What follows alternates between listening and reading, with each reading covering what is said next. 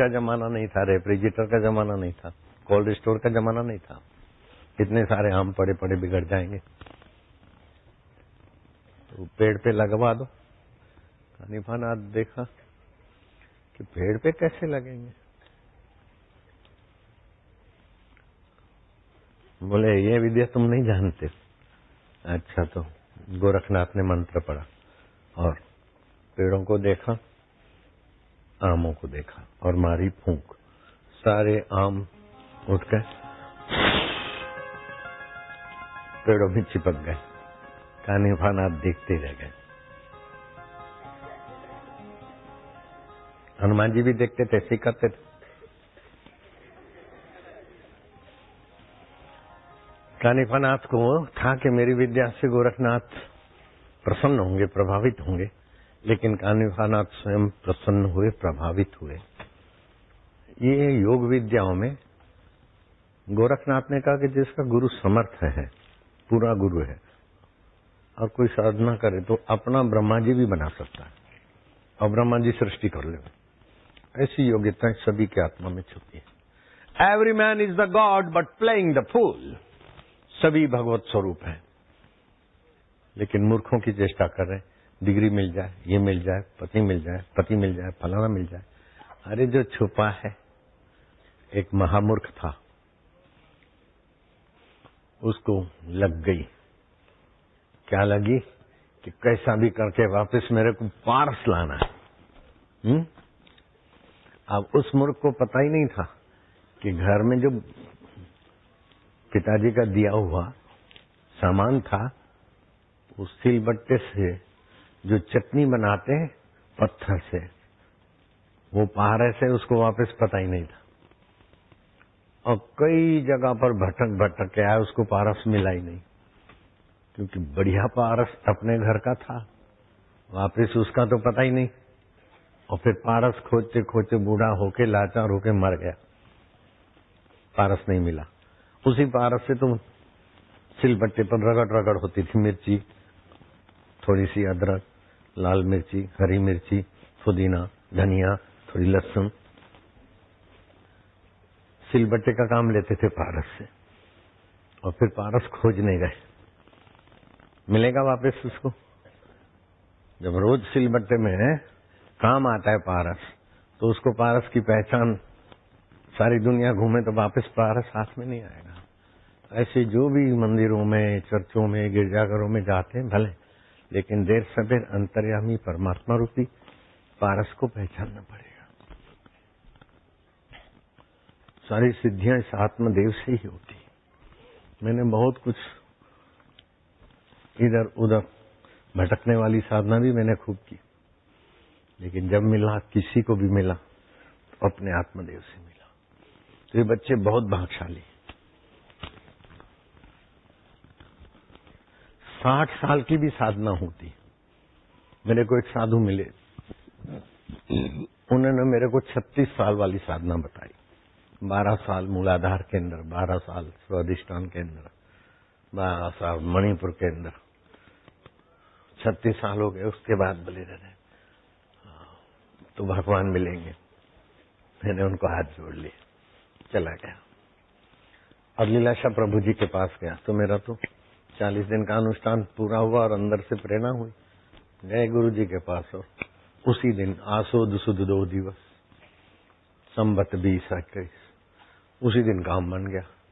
फिर मैं कुछ महीनों के, कुछ 12, 15, 18 महीने हो गए होंगे, मुझे हरिद्वार में टूरिस्ट बस खाली जा रही थी, थोड़े ही यात्री थे, तो उस बस में मैंने कहा चलो, पहले तो ईश्वर प्राप्ति के लिए घूमते थे, अब जरा देख क्या है। वो जो साधु संत महात्मा है ना, जो 12 साल का कोर्स 36 साल के बाद 12 साल का और भी बताते, वो साधुओं में अच्छे प्रसिद्ध थे। 5000 साधु रहते थे। कहाँ? अयोध्या जी। और 5000 साधुओं में मैंने कहा एक एक से रोज मिलूं या 2-2 से मिलूं तो भी 2.5 साल चले जाएंगे।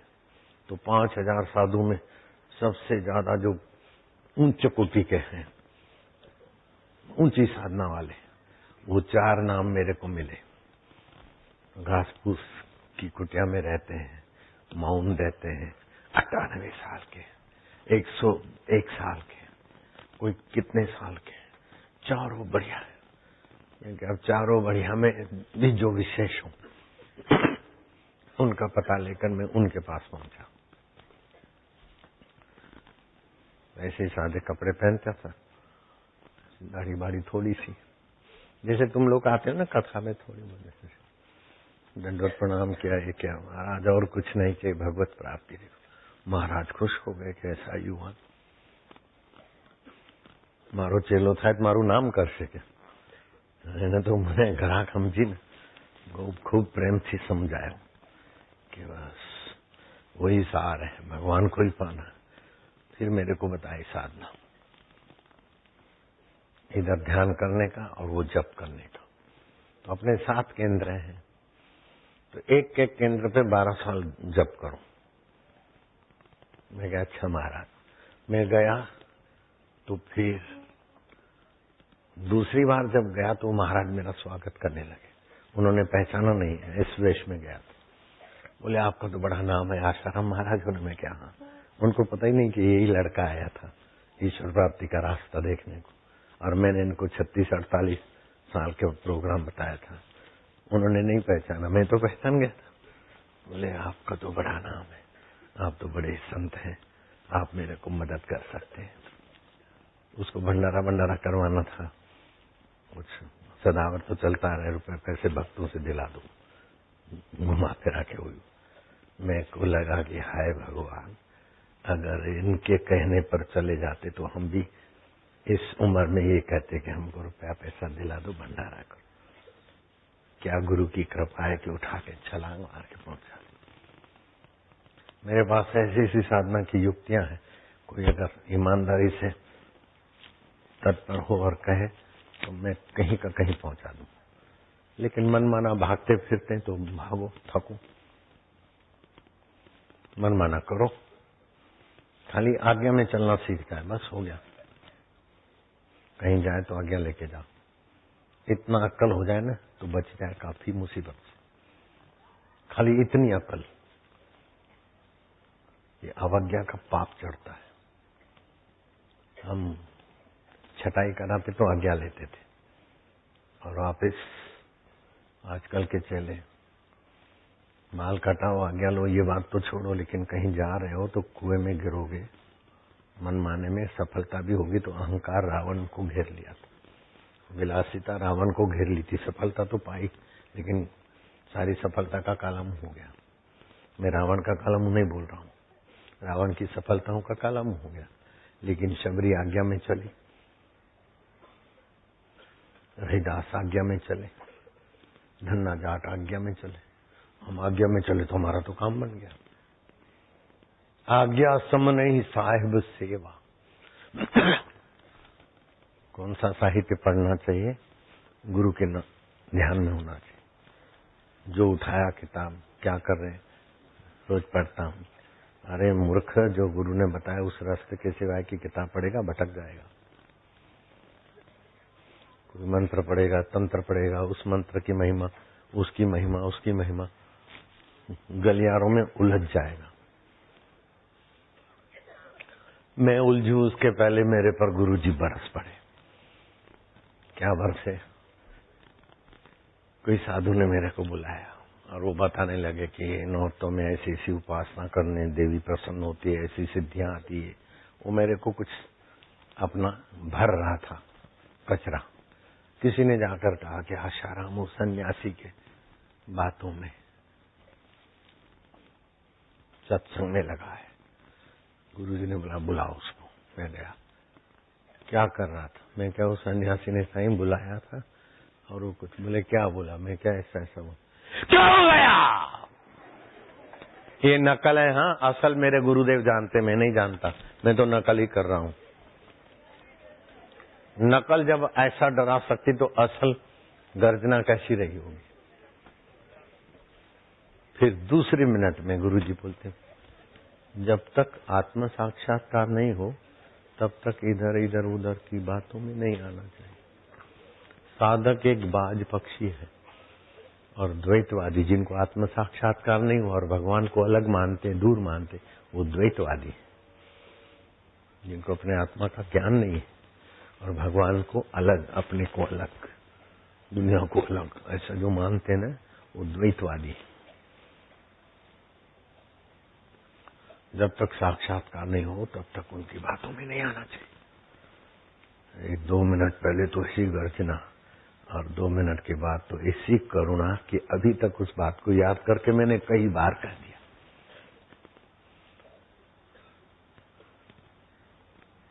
गुरु की आज्ञा, गुरु की सेवा, गुरु की रहमत की बराबरी तुम्हारी। उल्टे होकर टंग जाओ, वापस टंगो, फिर वापस टंगो। 60,000 वर्ष वापस टंग गए हिरण्याकश्यप।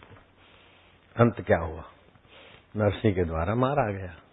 इतनी कृपा करो तो बहुत हो जाएगा। रावण का क्या हुआ? राम के द्वारा मारा गया। लेकिन शबरी मारी गई क्या? मीरा मारी गई क्या?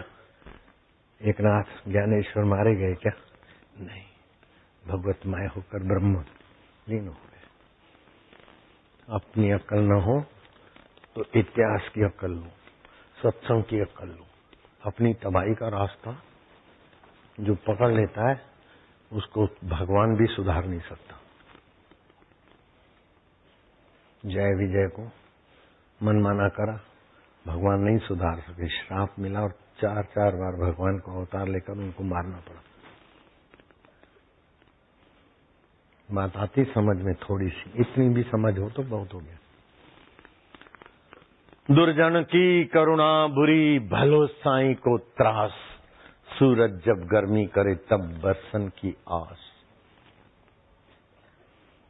हमको कभी भी नहीं हुआ कि गुरुजी ने हमारे, नहीं तो हमारे ऊपर तो इतने कटाक्ष होते थे, इतने व्यंग होते थे, तुम वापस कभी नहीं आ सकते वापस में, इतने होते थे। और गुरुजी भी उनमें रस लेते थे, इंटरेस्ट लेते थे कभी कभी। क्या बताऊं, ना धोके में पूजा करने बैठा तो शिवजी गायब, शिवजी जो मेरा सालिग्राम गायब, पूजा का सामान गायब।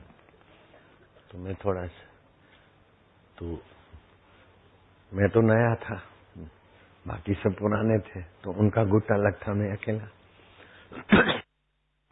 गुरुजी की तो अंदर से मेरे पर पहचान गए थे, तो अंदर से गुरुजी तो मेरा पक्ष नहीं होता था, वो तो मौज थी। वो हंसने लगे तो मेरे गुरुजी बोले, आज क्यों हंसते हो, क्या बात है? तो बोले, साईं साईं इसका भगवान खो गया। साईं ने बोला, अरे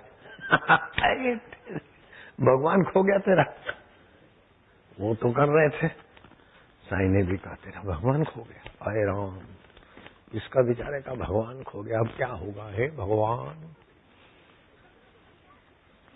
वो सब तक न तो साईं जिन भी ओडी मिला मजो वरतो क्या गुजरी होगी, लेकिन रत्ती भर भी वापिस की नकल नहीं की मैंने, रत्ती भर भी मन में भी नहीं आया। ऐसा करते करते महाराज वो जो भगवान का मूर्ति और पूजा, ये सब उसी हंसी मजाक में मेरे को जो भी कुछ सुनाना था सुनाने में सदा के लिए चला गया। नहीं तो रोज पानी ले आओ, नहलाओ, धुलाओ, तिलक करो, ये करो, वो करो, सब निकल गई सारी गिड़गिड़ाने की।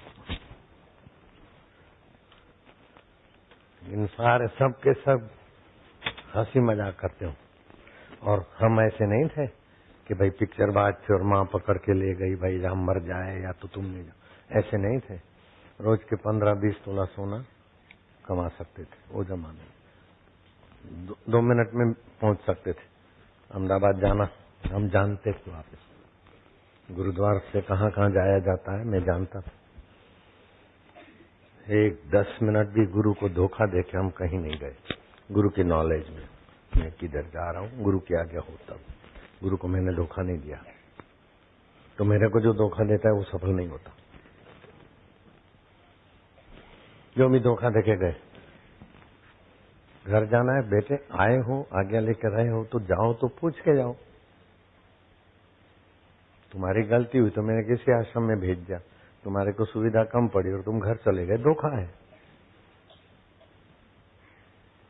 तो उनकी करी कराई 10 सेवा मिट्टी में मिल जाती। जाए तो पूछ के जाओ, अथवा कहीं जाते तो गुरु को बताना चाहिए कि हम इधर हैं। धोखेबाज को भगवान नहीं मिल सकते, लिख लेना। अगर भगवान मिले तो मैं ये वेशभूषा उतार के तुम्हारा चौकीदार बन जाऊंगा, चपरासी बन जाऊंगा, तुम्हारा बोझा ढोने वाला बन जाऊंगा।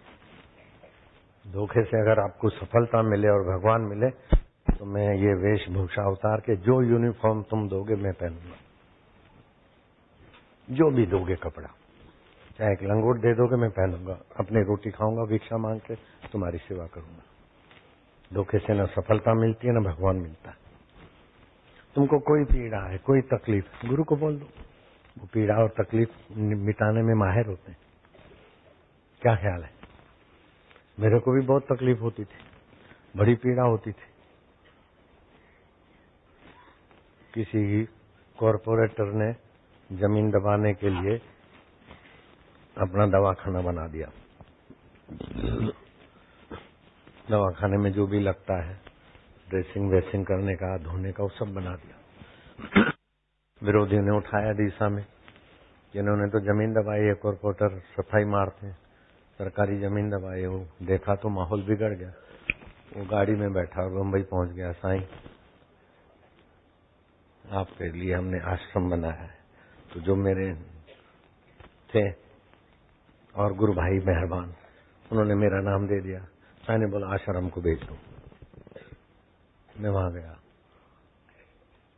और ऐसा माहौल था कि तुम एक दिन भी वहां नहीं रह सकते, और मैं भी नहीं रह सकता था। चारों तरफ झुपड़पट्टी, ये वो, जमीन महंगी होने वाली थी।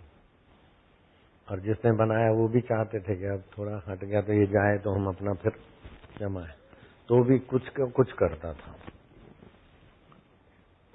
भाड़ूती माइयों को पैसा देकर बच्चा लेकर वो माई आती साईं को, बोले ये आशाराम में से पैदा हुआ है।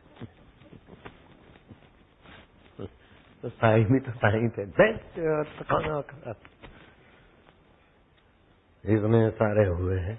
अपनी पत्नी छोड़कर वो भीलन ऐसी देखो तो डर लग जावे। कामी आदमी को भी ब्रह्मचारी बन जाए, ऐसी ऐसी माइयों को ले।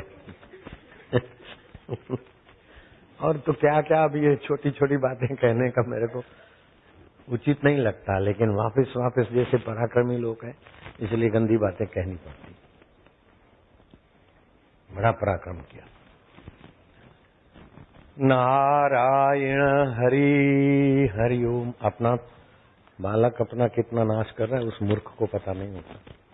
साधक जब तक सिद्धत्व को नहीं पाया तब तक वो बालक कितना कितना अपना असाधन कर लेता है, उसको पता ही नहीं।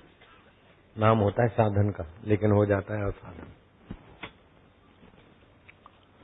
असाधन की निशानी है कि अभी गुरु की कोई बात आपको सहने की ताकत ही नहीं आई, तो क्या झक मारे तुमने। गुरु की कोई बात तुमको सहने की ताकत ही नहीं आई तो मौत की बात तुम कैसे सहोगे? दूसरे लोगों की बात कैसे पचाओगे? जो हितैषी की बात पचा नहीं सकता तो दूसरों की बात क्या पचा लेगा? पता है ना, गुरु जी हमको कहते तू लुच्चा है, तू पिक्चरबाज है, तू फलाना है। गुरु जी कह रहे हैं, अब विनोद से कह रहे हैं कि हमारे अंदर की लुच्चाई मिटाने को कह रहे हैं या पिक्चरबाजी से उपराम करने को कह रहे हैं, वो जाने, लेकिन कह रहे हैं गुरु जी ना। अरे गुरु जी नहीं मानो, खाली साधु मानो न तो भी मूर्ख। इतना दिमाग में होना चाहिए, साधु ते होवे न कारज हानि। साधु ते होवे था, संत कह रहे हैं, बस बात पूरी होगी। अगर संत मानते हो तो बात पूरी हो गई, गुरु मानते हो तो बात उठती ही नहीं। ये माला वाला सब अपनी जगह पर है, लेकिन एक कटु सत्य है कि आपका अहम महत्वपूर्ण है कि ईश्वर महत्वपूर्ण है। अहम महत्वपूर्ण है कि गुरु के वचन महत्वपूर्ण। चोट अहम को लगती है कि आत्मा को लगती है। दुख अहम को होता है कि आत्मा को होता है। अहम तुमको भगाता है कि आत्मा भगाता है, ये खोजो। अगर अहम के आश्रित हम होते तो अहम को अहम भगा के ले जाता, लेकिन हम गुरु के आश्रित रहे, सत्य के आश्रित रहे तो हमारी रक्षा होगी। हम सत्य के आश्रित रहते तो सत्य भी तो हमें आश्रय दिया ना। ये तो सत्य स्वरूप ईश्वर की तो मेहरबानी कृपा है। आप ईश्वर के आश्रित रहते हो, गुरु के आश्रित रहते हो, तो वो भी तुम्हारी अदृश्य हाथों से कृपा करते हैं। जोगी गोरखनाथ कुछ चुने हुए शिष्यों को ले गए, वन गमन, पड़ाव डाला, भोजन बन रहा है, टिकट बन रहे, बात बात में जोगी गोरखनाथ ने त्रिशूल गाड़ दिया और जाकर दूर किसी टीले पे बैठे। बोले जो मेरा पक्का शिष्य हो ये पेड़ पे चढ़े और ऐसे जंप मारे कि सीधा त्रिशूल पर। पक्के शिष्य सारे वापस हो गए। जो भी गुरु भक्ति का बकवास करते थे सारे के सारे वापस हो गए, एक भी नहीं टिका। लेकिन एक जो सचमुच में शिष्य था वो कहीं लकड़ियां लेने गया था। बोले सब कहाँ गए?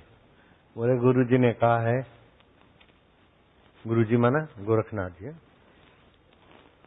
डाली पर चढ़े और त्रिशूल पर जंप मारे, ऐसे जंप मारे कि त्रिशूल पे सो जाए। कैसी शर्त है? तो बोले कहाँ गए? बोले सब भाग गए, वापस हो गए, सब वापस जमात में चले गए, छुप गए, मुंह दिखाने से बचने का काम, वापस जमात। उसने देखा हद हो गई, गुरुजी की आज्ञा है तो फिर क्या है। वो चढ़ा, मंत्र मूलम गुरु वाक्यम मोक्ष मूलम गुरु कृपा। डाले पर चढ़ के यूं बस मैं त्रिशूल पर लेट जाऊंगा, और सचमुच त्रिशूल पर लेटा रहा।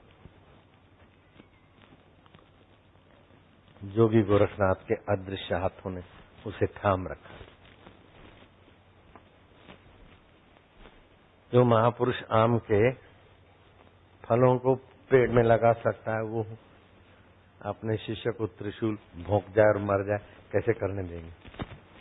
जो आज्ञा देते हैं तो रक्षा का सामर्थ्य भी तो रखते हैं। जो गुरु बनते हैं गुरु तो भी तो होता है। गुरु मिला तब जानियो मिटे शोक संताप। शोक होता है, दुख होता है, संताप होता है, तो आपने अभी गुरु को पचाया नहीं। गुरु मिला तब जानिए मिटे शोक संताप, राग द्वेष व्यापे नहीं। मानो कि हीअं कंदुसि, हीअं ॿुधाईंदुसि, हीअं ये द्वेष व्यापक। द्वेष से निर्णय करोगे बहुत दुखी हो जाओगे, राग से निर्णय करोगे बहुत दुख की खाई में गिरोगे। तुमको जो अच्छा लगे ऐसे निर्णय तो सभी कर रहे हैं, कीड़े मकोड़े भी तो कर रहे हैं। जिसको जो अच्छा लगता है वो तो सभी कर रहे हैं। बुरे से भिड़ना और अच्छे की तरफ झुकना ये तो तुच्छ जीवों का स्वभाव है। हमें तो बुरे और देखो वापस उल्टा लें तो फिर मैं बंद करें ॻाल्हाइण। वो बतो ईंदो हुजे तो मां बंद करियां। उल्टा होता हो किसी को भी तो हाथ ऊपर करना, तो मैं फिर बंद करूंगा सच्चाई कहना। फिर तुमको जो अच्छा लगे वही नाटक चालू कर दूंगा। किसी को बुरा लगता है तो हाथ ऊपर करो। ये सत्संग किसी को भी बुरा लगता हो, चुभता हो और बोलो कि मेरे लिए बोल रहे हैं, मैं किसी एक व्यक्ति के लिए नहीं बोल रहा हूं, फिर भी सभी व्यक्तियों के लिए बोलता हूं। और जो माने मेरे लिए बोलते हैं मानो, बुरा लगता है तो हाथ ऊपर करो, बस मैं अभी चुप कर लूंगा। आप में ताकत है गुरु को चुप कराने की, खाली छोटी सी उंगली ऊपर उठा दोगे हम चुप हो जाएंगे। ठीक है? जॾहिं बि ईअं लगे भाई भॼणो पवंदो आंगुर खणी हीअं करो, मां चुप थी वेंदुसि बस। कभी भी ऐसा लगे कि अब तो खाली उंगली जरा सी उठा दे, मैं चुप हो जाऊंगा। और मैं क्या कर सकता हूं? आपको इतनी ताकत दे दिया कि तुम मेरे को चुप भी करा सकते हो। तुमको अच्छा ना लगे खाली ऐसा कर देना। कुछ लोग ऐसा करते हैं प्रश्न पूछने के लिए तो फिर गड़बड़ ना हो जाए।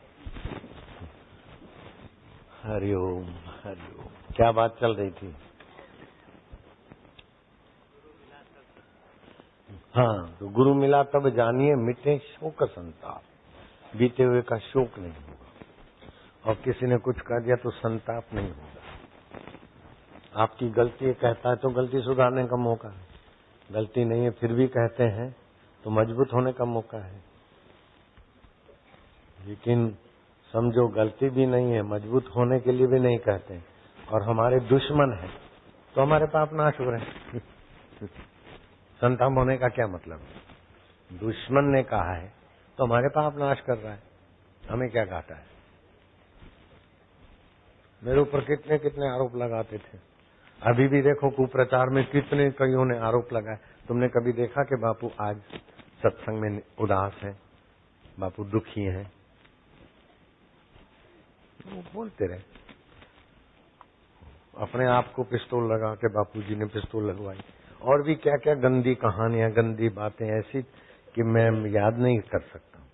ऐसा ऐसा अखबारों में लिखते कि बापू के आश्रम वालों ने अड़ोस पड़ोस में मारपीट के लोगों के कब्जे खाली करा दिए, 10,000 आदमी को भागना पड़ा, एक आदमी भी नहीं भागा है। ऐसा भी अखबारों में था। वो अखबार अभी भी मिलेगी हमारे साधकों के पास। अहमदाबाद की अखबार थी, 10,000 लोग हजरत करके चले गए, आश्रम के लोगों ने, आश्रम के गुंडों ने। अब आश्रम में कोई गुंडा रहता है? हमारे सब बच्चों को गुंडा करके लिख दिया, तो मेरे हृदय पर तो चुभा। लेकिन चुभा तो क्या करूं, मैं उससे लड़ने नहीं गया, मैं उससे केस नहीं करने गया, मैं अपने मस्ती में रहा। उसकी अखबारें कम हो गई, उसको कुदरत की नाराजगी मिली, मेरे को क्या हुआ? 10,000 आदमी हजरत करके चले गए मोटेरा के आसपास कॉलोनी में। रात को आश्रम के गुंडे घुसे, कब्जा कर लिया, लोगों को भगा दिया। शब्द उसने दूसरे लिखे होंगे, 4 बात ये थी। तो 10,000 आदमी हम लोगों ने भगाए क्या? एक आदमी को मेरे शिष्यों ने यहां से भगाया तो साबित कर दो। अरबों रुपए की संपत्ति है फलाने पेजमाड़ा में, मैं क्या 1 करोड़ 10 लाख ले आओ, ले लो। अरब बहुवचन है, अरबों रुपए मतलब 100 करोड़ नहीं है, अरबों बहुवचन है। तुम 1 करोड़ 10 लाख ले आओ, मैं तुमको दिला देता हूँ 100-150 एकड़ जो भी है वो जगह। और फिर तुम गायों के लिए और गरीबों के लिए जो सेवा होती वो करते रहना, तो 10-10 लाख करके हम तुमको सब वापस भी दे देंगे। आज तक बेटे आए नहीं। कितना मुंह तोड़ जवाब मिला। नारायण हरि। दुश्मनी से अथवा कोई किन्नाखोरी से पैसे लेके भी कोई आपको बदनाम करे तभी भी आप दुखी ना हो, और आपको कोई बदनाम कर सके ऐसी किसी में ताकत नहीं। जब भी बदनाम होगा तो तुम्हारा अहम होगा, तुम नहीं हो सकते। जब भी परेशान होगा तो अहम होगा, और जितना अहम को बचाओगे उतना अहम तुमको सताएगा। क्या ख्याल है?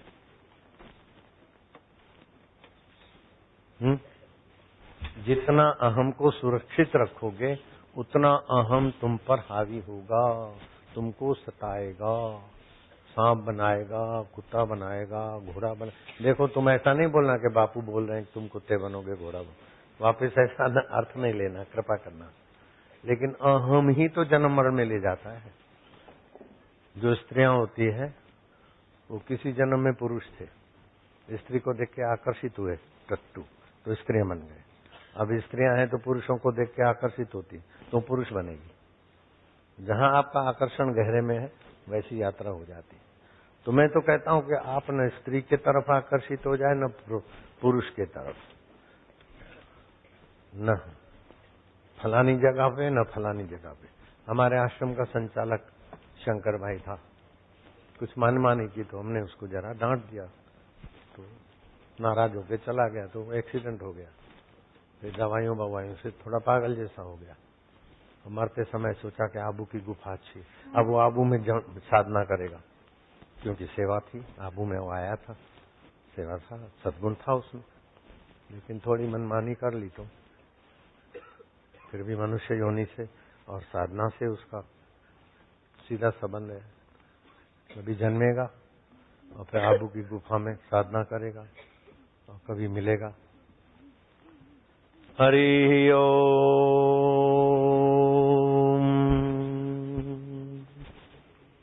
छिंदवाड़ा में एक बच्चे की मौत हो गई थी, वो एडवोकेट का बालक था।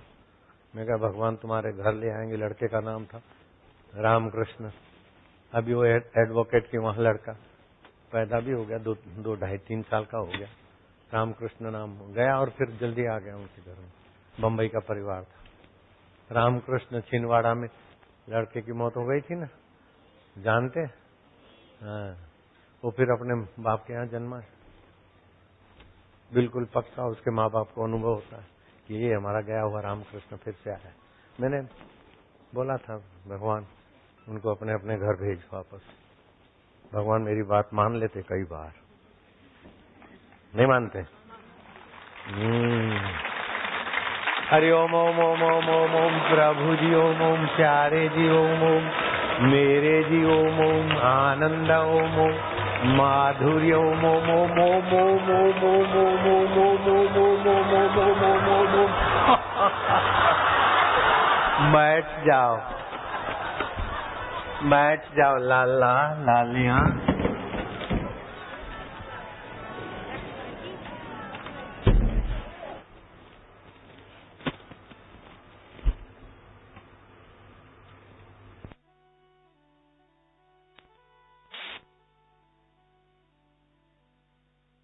गुरुजी रोकते टोकते तो हमें मजबूत बनाने के लिए, हमारे दोष अपहरण करके कुछ और देने के लिए।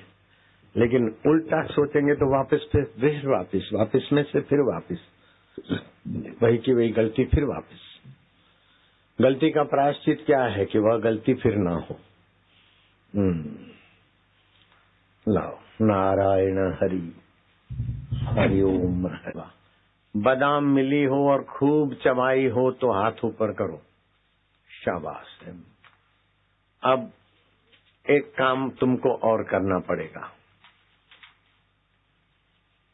वाणी भाई, राम भाई और दूसरे संचालक रसोड़े वाले ध्यान से सुनेंगे। हम जम्मू से इस साल के ताजे अखरोट ले आए, 100 किलो से भी ज्यादा। तो एक व्यक्ति के लिए एक अखरोट एक दिन में खाना पर्याप्त है। एक व्यक्ति के लिए एक बादाम खूब चबा के पानी बना के पिए तो 10 बादाम खाने की ताकत आती। वो सुरेश भैया ने बताया होगा। प्रेम जी हाउ याद रहे तो ब्रह्म बोलता है सुरेश भैया एनी असर ओછી થાય। अला केतरा दफा चयो हूं वो महत्व कोने। आज तो लाखों लोग पिक्चर बाज है। मैं अभी सुरेश भैया को बोलूंगा, आपको सुनाएगा, बच्चों को हंसी आएगी। आवाज न दो, ये पिक्चर बाज की कथा आजकल में सुनाना मेरी हाजिरी में। मैं भूल जाऊं तो याद कराना। हाँ याद रहे तो है तो सुरेश महाराज, सुरेश भैया है। हाँ याद नहीं रहती। आवाज न दो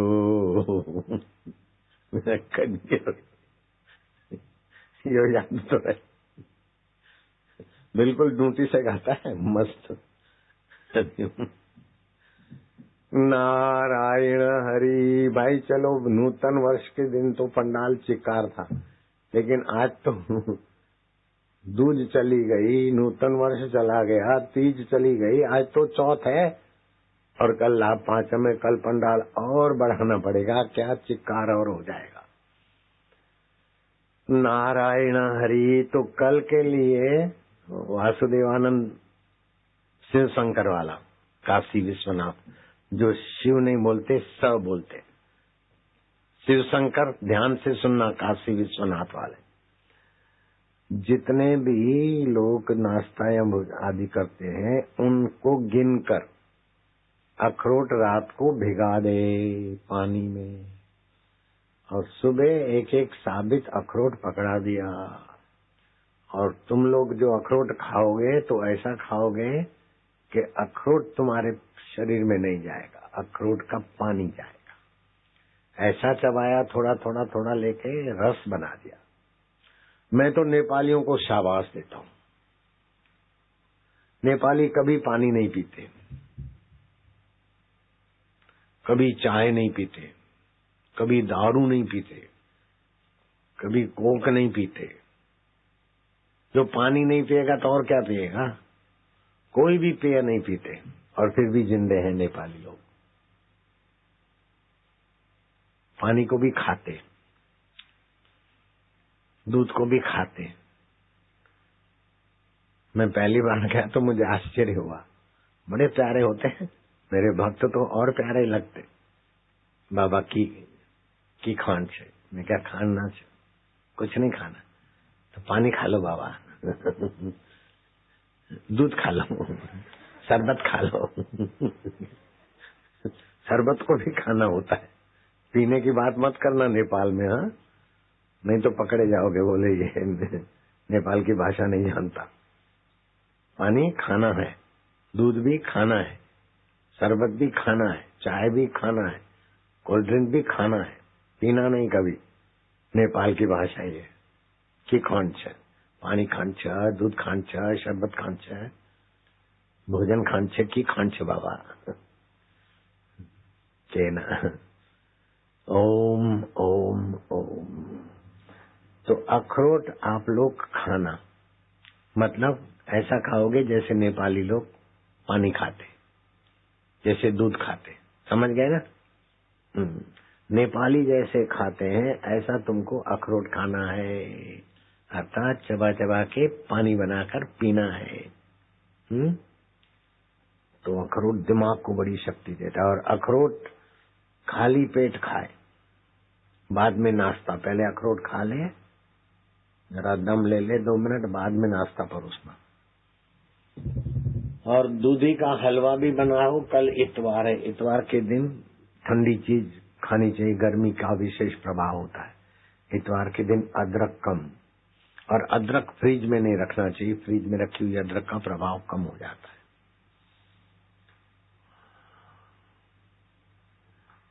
टमाटर अथवा कच्चे आम का अचार लीवर के लिए नुकसान करता है।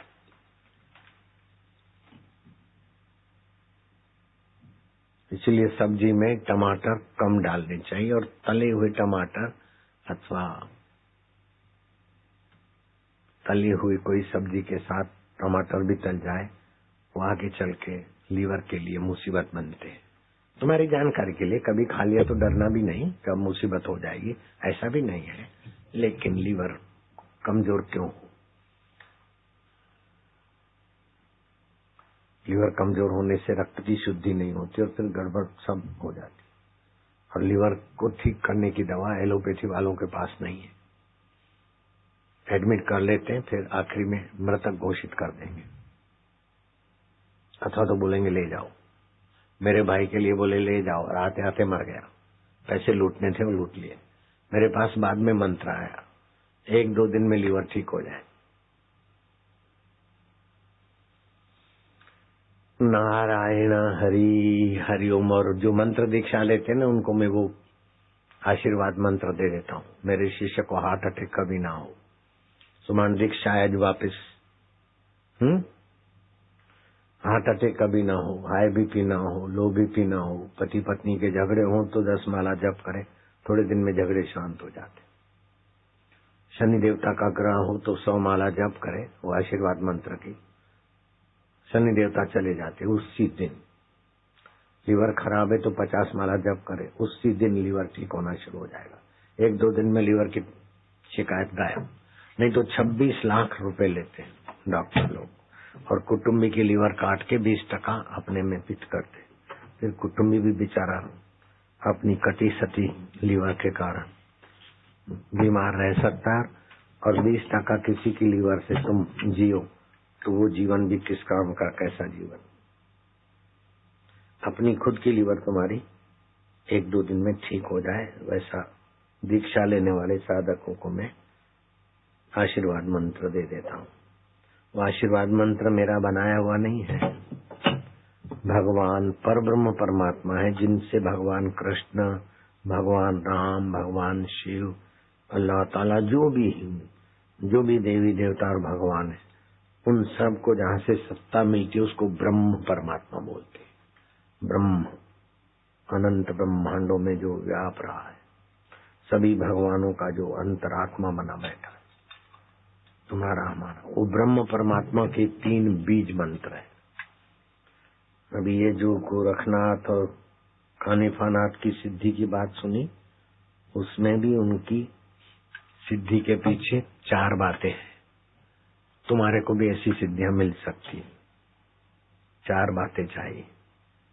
एक तो उसी प्रकार का मंत्र देने वाला गुरु मिल जाए, पेड़ में आम लग जाए। मेरे पास है वो मंत्र नहीं है, मैंने ऐसा गुरु नहीं किया था।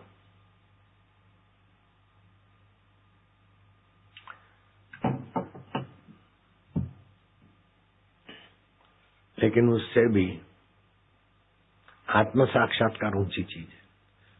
पेड़ पे आम लग गए, आम आ गए, ये सब संभव है।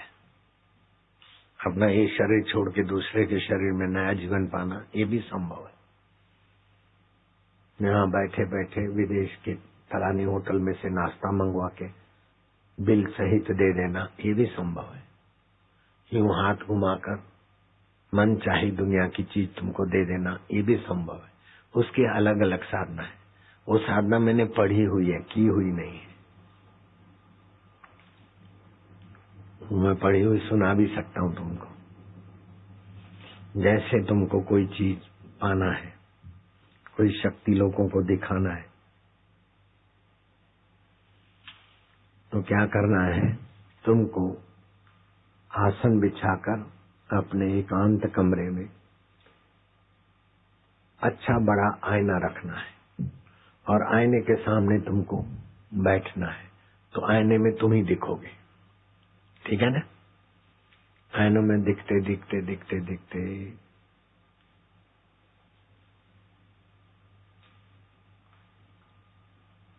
फिर तुम उठ के खड़े रहोगे, चलोगे तो तुम्हारा आने वाला व्यक्ति भी चलेगा।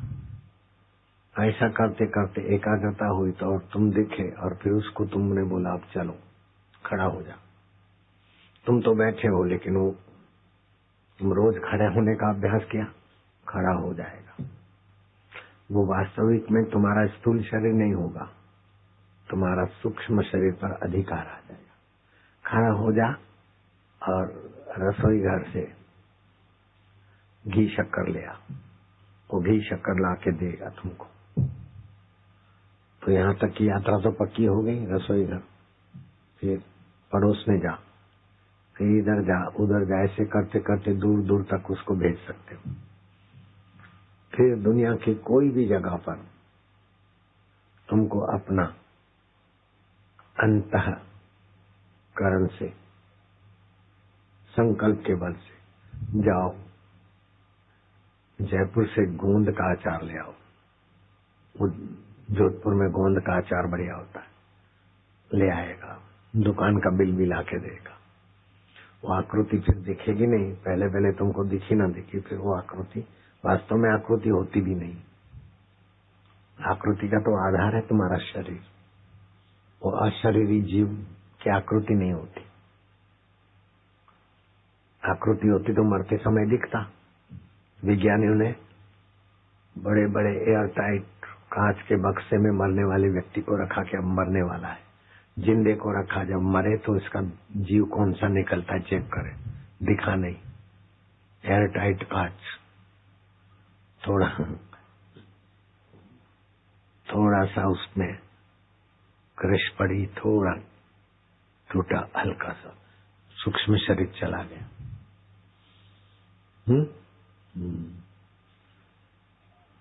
वायु दिखती थोड़ी आंखों से, वायुमय शरीर हो जाता है।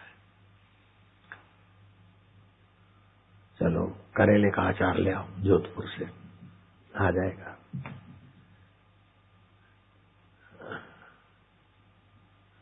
अमेरिका में फलानी जगह पासी पानी है ना, बापू के भक्त के घर से ये चीज उठा ले आओ, आ जाएगी। अपने आश्रम में कहीं रखा है सोने का शिवलिंग। मैं तुमको सोने का शिवलिंग देता हूँ। बात किया मेरे से, थोड़ी देर में उनके हाथ में सोने का शिवलिंग आ गया। मेरे को दिया, मैं क्या मेरे को नहीं चाहिए। बोले तुम्हारे लिए लाए। बहुत आग्रह किया, मैंने नहीं लिया। और मेरे सामने कईयों को चीज मंगा के दे देते थे। साईं बाबा फुटपट्टी वाले। तो एक प्रकार की साधना है और आज्ञा केंद्र पर केंद्रित करना पड़ता है साधना के समय मन को। बड़े बड़े मिनिस्टर और प्राइम मिनिस्टर भी उनके पास मत्था टेकने जाते थे। साधना कोई बुरी नहीं है। उद्देश्य बुरा होने से मंदिर में बैठा हुआ व्यक्ति भी बुरा हो जाता है, और उद्देश्य अच्छा होने से मंदिर में बैठा हुआ व्यक्ति माहौल अच्छा कर देता है। उद्देश्य अपना ऊंचा हो फिर कोई साधना बुरी नहीं। जैसे मोर पंख से किसी को उतारा करने नजर लगी हो, मानसिक दुर्बलता, उससे फायदा हो जाता है। अब इसमें मैंने गहरा अध्ययन नहीं किया, परंपरागत होता है तो हम भी किसी को कर लेते, उसको संतोष हो जाता है। ऐसे अलग अलग मंत्रों का अलग अलग परिणाम भी है, लेकिन मंत्र जापक में 4 बातें होनी चाहिए। एक तो श्रद्धा उस साधन के प्रति, दूसरी एकाग्रता, तीसरा संयम और चौथी तत्परता। फिर जो भी मंत्र हो, किसी ने आपको बता दिया फलाने देव का ये मंत्र है और करो, अब वो सृष्टि में देवता है ही नहीं, लेकिन आपकी श्रद्धा, तत्परता, एकाग्रता देवता को प्रकट कर लेगी और उस देवता से आपको वरदान और वस्तु दिला देगी।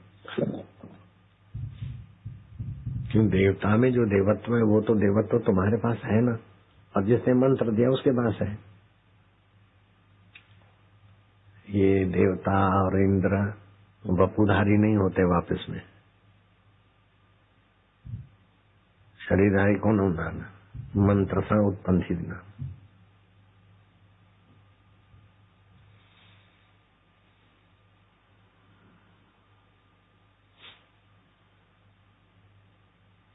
इदम इंद्राय स्वाहा, इदम इंद्राय नमः। एक जगह पे थोड़ी होता है, हजारों जगह पे यज्ञ करते। तो एक जगह पर इंद्र ले तो दूसरी जगह कौन जाएगा? नहीं, हजारों जगह वालों के अंतःकरण का निर्माण हो जाता है। जो पितरलोक के लिए ये जो वही कुछ करते हैं, श्राद्ध कर्म, तो अपने कर्ता के अंतःकरण का निर्माण हो जाता है।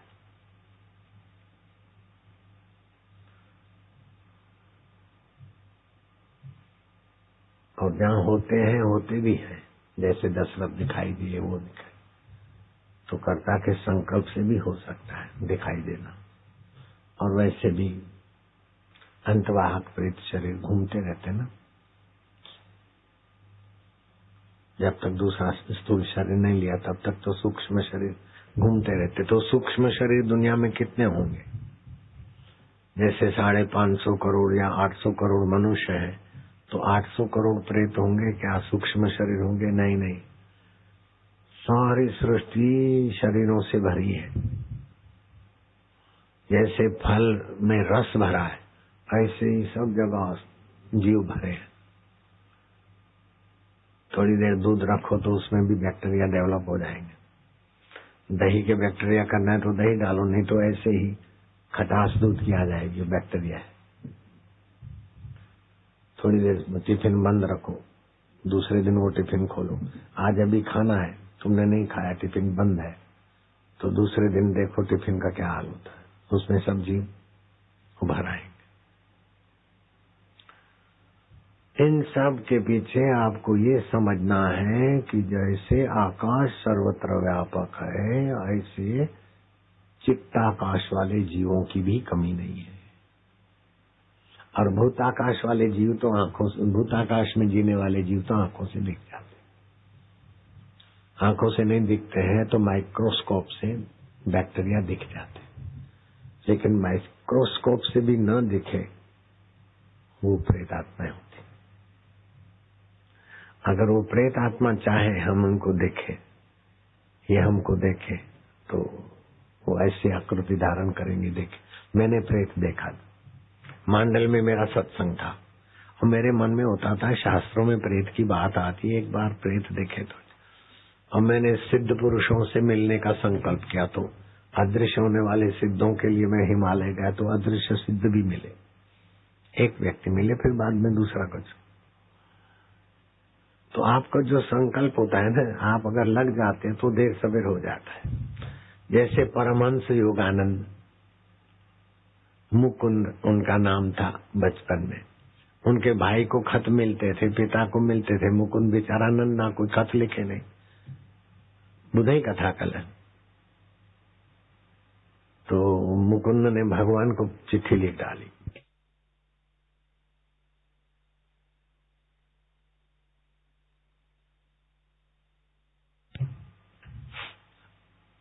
कवर में लिखी है अंतरदेशी में, लेकिन वो बंद किया लिफाफा और पोस्ट के डब्बे में डाल दिया। एक दिन, 2 दिन, 3 दिन, भगवान आपको मैंने चिट्ठी लिखी, उत्तर भेजो ना, उत्तर लिख कर भेजो। मेरे को कोई चिट्ठी नहीं लिख रहा है, मेरे को कोई पत्र नहीं। 10 दिन हो गए, अभी तक पत्र नहीं। ऐसा कैसा आप व्यस्त हैं, मैं मानता हूँ, सारी सृष्टि चलाते मैं मानता हूँ, लेकिन मेरे को पत्र लिखो ना, क्यों नहीं लिखते, क्या? ऐसे करते करते कुछ दिन और बीते और एकदम भाव में आ गए। तो कमरे में प्रकाश, प्रकाश, वही चैतन्य का प्रकाश कमरे में निकला, बाहर से नहीं आता हो। सत्वगुण की वृद्धि होने से प्रकाश रूप दिखेगा। अगर जो गुण में नील वर्ण दिखेगा, पीत वर्ण दिखेगा। तमोगुण है तो काला रंग दिखेगा। जिनको हम दीक्षा देते ना, उनकी कुंडली शक्ति जागृत होने की संभावनाएं बढ़ जाती, क्योंकि मेरी वो साधना की हुई है। तो फिर शरीर में झटके लगेंगे, कभी हंसी आएगी, कभी रोदन होगा, कभी यूं यूं, ऐसा वैसा। मीरा को भी होता था, आनंदमयी माँ को भी होता था। और कभी तो है खाए नहीं, 1-1, 2-2 दिन। और एक बार भूख लगी तो 73 आदमी का खाना खा गई इंदिरा की गुरु आनंदमयी माँ। 73 आदमी का खाना, ऐसा सब आश्चर्य होता है। अपने रामचंद्र भाई है दुनिया लूंडी वाले, उनके पिता चंदीराम, वो जब डबल बेचते तो चंदन की सुगंध। आबू में मैं रहता था, आबू में आए तो फिर जंगल में गए थे, बहुत देर हो गई। क्या देर क्यों हुई? कि साईं सुगंध आ रही है। मैं देखा कौन सी वृक्ष है ऐसे सुगंध, लेकिन कोई मिला नहीं। काहे की सुगंध आती थी? बोले चंदन की सुगंध बहुत आती थी। मैं क्या कहा? बोले मैं डबल गया वहां, उधर आबू के जंगल में रहते थे, तो लोटा लेके, तो उनके डबल से चंदन की सुगंध आई थी। और वो समझ रहे वो सुगंध कहाँ से आ रही, तो शरीर से निकल रही थी। तो साधना की ऐसी ऊंचाई होती है, तो जहां नीचे बदबू नीचे के केंद्रों में होती है, वहां से सुगंध आती, रूपांतरित हो जाते केंद्र।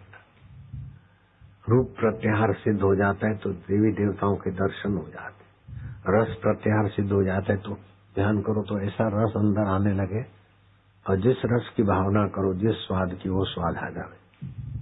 ऐसा सब वो होता है। जैसा सुनना चाहो तो ऐसा संगीत भी आ जाए। लेकिन ये बहुत छोटी चीजें हैं। मैं ऐसी चीजों के तरफ आपको फिसलने नहीं दूं। ये तो सीधा ओम ओम ओम ओम, बस जिससे सारी सिद्धियां पैदा होती। ओम अंतरात्मा परमात्मा। ओम ओम ओम ओम ओम ओम ओम ओम ओम ओम ओम ओम। ओमकार मंत्र, गायत्री छंद, परमात्मा ऋषि, अंतर्यामी देवता। जीवन का माधुर्य है अंतर्यामी प्रभु की प्रीति भक्ति। जीवन का माधुर्य है परमात्मा की प्रीति। जीवन की सुगंधी है आपके जीवन में उदारता हो, बिना स्वार्थ के सेवा हो। अच्छा लगे वो काम तो कुत्ता भी करता है, कार के साथ दौड़ लेता है। आपको अच्छा न लगे, लेकिन स्वामी का उद्देश्य है, स्वामी का इशारा है, हो गया, अच्छा लगने लग जाए। मेरे को एक दिन भी दिशा में रहना अच्छा नहीं लगता था, और 7 साल रहा मैं। वापिस। उसके बीच साईं को खत लिखता था और साईं जी उत्तर देते थे। खत आज लिखा और उनको कब पहुंचता है, फिर उनका उत्तर कब पहुंचता है, तब तक धीरज रखते थे। मैंने खत लिख लिया और चल पड़े, ऐसी नालायकी हमने नहीं की। खत लिखते थे कि हमारे मन में तो ऐसा आता है कि आश्रम को ताला लगा के अकेला में ही रहता था, नाम उसने आश्रम रख दिया, बाकी थी साजिश उसको जमीन पचाने की। लेकिन भगवान की दया हुई कि उसकी साजिश विफल हुई, अभी भी वो आश्रम है। झूठ मूठ में भी गुरु को अर्पण किया तो सचमुच में वो ट्रस्ट बन गई, चल रहा है। तो जीवन का माधुर्य है भगवान की भक्ति, जीवन की सुगंध है उदारता, जीवन का केंद्र है, शक्तियों का केंद्र है परमात्मा का ध्यान, और जीवन का लक्ष्य है आत्म साक्षात्कार। ये 4 बात पकड़ लो, हो गया काम। तो अभी क्या करोगे? ओमकार जपोगे, लेकिन कभी हृदय से तो कभी आज का प्रयोग करेंगे, बुद्धि बढ़े, गलत निर्णय करने वाली दुर्बुद्धि चली जाए वापिस में। तो ओमकार मंत्र, गायत्री छंद, परमात्मा ऋषि, अंतर्यामी देवता। मैं गुरु का ध्यान करता हूँ। अगर गुरु का ध्यान सिद्ध होता तो गुरु के सिद्धांत के खिलाफ तुम वापिस नहीं कर सकते थे। गुरु का ध्यान नहीं सिद्ध हुआ, थोड़ा बहुत प्रभाव खिला, लेकिन गुरु के ध्यान की सिद्धि होती तो गुरु के सिद्धांत के खिलाफ आप वापस कहीं नहीं, जैसे चूहे बिल में घुस जाते हैं ऐसे नहीं घुस सकते। तो अभी क्या करना है? जिसको आरोग्यता बढ़ाना है वो ओमकार का ध्यान करेगा नाभि में, और जिसको बुद्धि शक्ति वापस बढ़ानी है तो गुरु का अथवा ओमकार का ध्यान करेगा लाट में।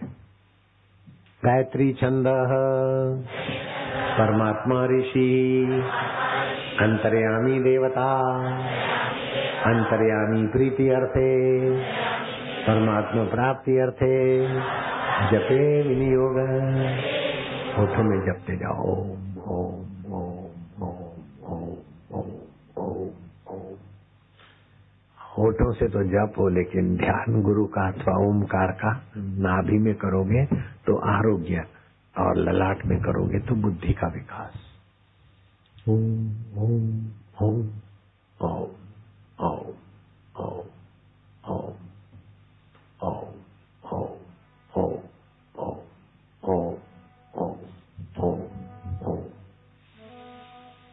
ओम ओम ओम ओम ओम ओम ओम।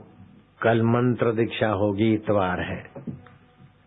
ओम ओम ओम ओम ओम ओम ओम ओम ओम ओम ओम ओम।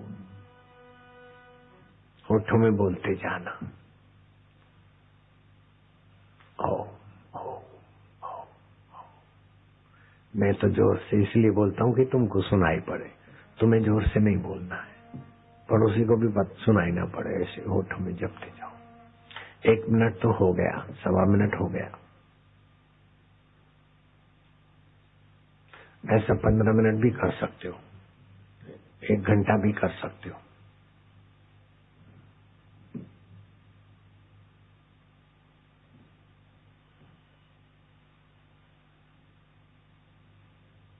ये माधुर्य आएगा। माधुर्य बढ़े तो चोट नहीं लगती, माधुर्य की कमी से भी चोट लगती।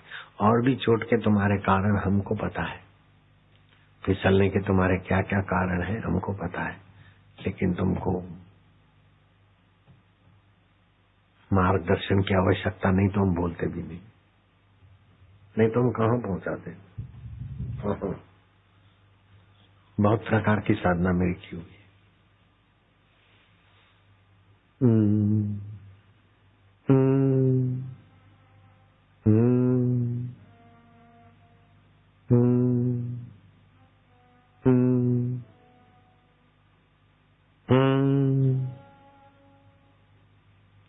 ना प्रभु मेरे में प्रभु का, प्रभु आनंद रूप है तो मैं भी आनंद रूप हूँ। प्रभु सत्य है, शाश्वत है तो मैं भी शाश्वत हूँ। घड़े का आकाश महाकाश, महाकाश सदा है तो घड़े का आकाश भी सदा है। घड़ा टूटेगा तो मेरा क्या। प्रभु जी आप मेरे, मैं आपका।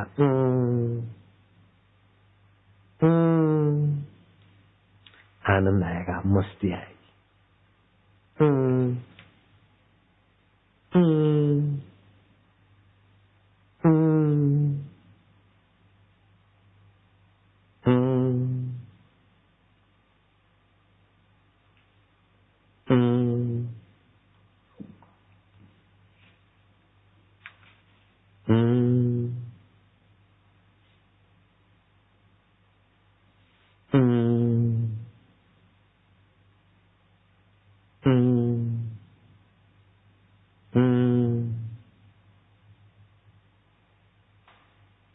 हो गए 2 मिनट। प्रहलाद ने ऐसा जीवन जिया कि जो प्रहलाद को देखते तो बस देखने का बार बार मन होता। प्रहलाद जी इतने आत्मरस में सराबोर थे। तो प्रहलाद ने कहा कि अगर ये आत्मरस पाना है तो मौन का आश्रय लो, ब्रह्मचर्य का आश्रय लो, शास्त्र श्रवण का आश्रय लो और तपस्या, शारीरिक कष्ट सह के भी धर्म पे लगा रहना चाहिए। भागा भागी नहीं करनी चाहिए। तपस्या है, मानसिक तपस्या, बौद्धिक तपस्या। फिर 5वां है स्वस्थ रहने की कला। 6ठा सद्गुण है स्वधर्म पालन। अपने धर्म को छोड़कर मन मुक्ता से भाग दौड़ करके आदमी धर्म से च्युत हो जाता है। धर्म से च्युत हो जाता है। प्रहलाद ने नहीं कहा, मैं विस्तार से कर रहा हूं। 7वीं बात, युक्ति से शास्त्र की व्याख्या करो। युक्ति से भगवत सिद्धांत जमाना है। 8वीं बात है एकांत सेवन। 9वीं बात है जप। 10वीं बात है समाधि। परमात्मा सुख में स्थिति हो जाएगी। साक्षात्कार के लिए 10 बातें प्रहलाद जी ने बताई।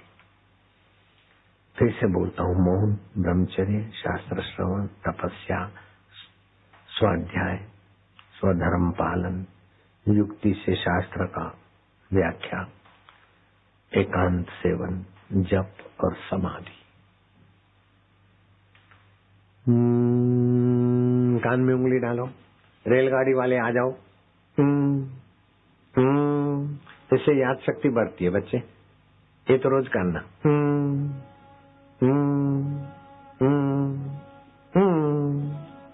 दूसरी बार लंबा श्वास। याद शक्ति गजब की बढ़ेगी और भगवान प्रसन्न होंगे। और भगवान को पाने के इरादे से तो और बुद्धि होगी। कुछ लड़के ऐसा कर रहे हैं, गलती है।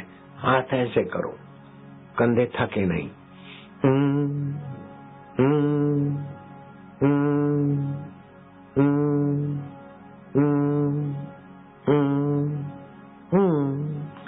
तीसरी बार करो। जिसको भूख लगी भोजन करने जा सकते हो।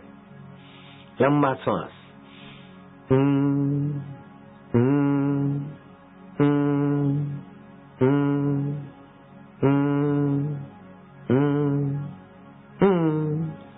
चौथी बार भोजन करने जाना हो तो जा सकते हो।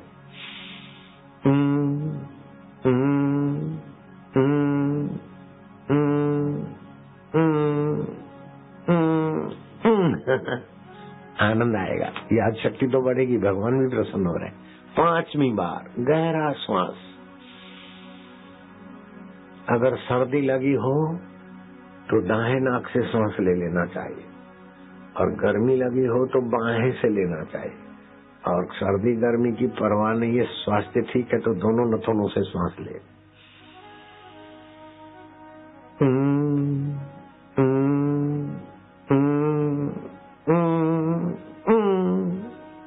छठी बार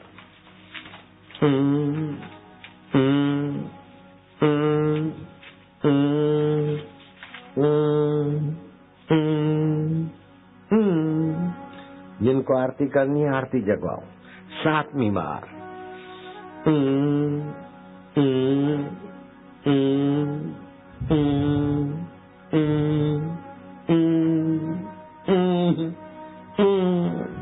8वीं बार वापस गहरा श्वास।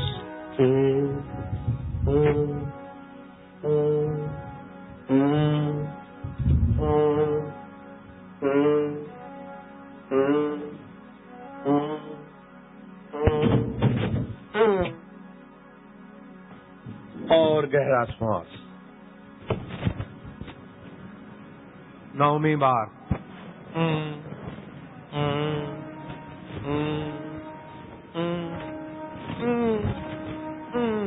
आनंद आ रहा है, माधुर्य बढ़ रहा है, मधुमेह भगवान है ना।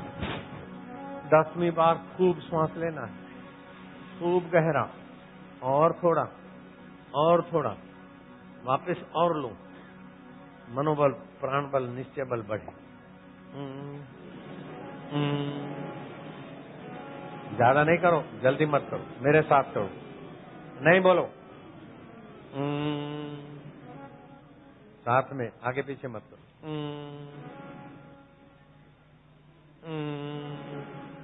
रिदम से, प्यार से। घेटे बकरे के नहीं मत करो।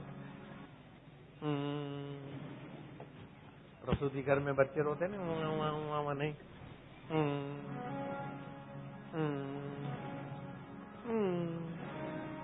चलो वापस आरती। योग वशिष्ठ के 2 वाक्य पढ़ो।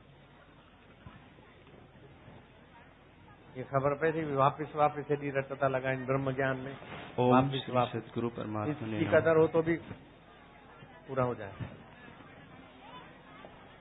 पिक्चर बाद जे करो चुभे तो वापिस अखर चुभे था बेड़ो पार थी वही न थे भैया महाराज पूर्ण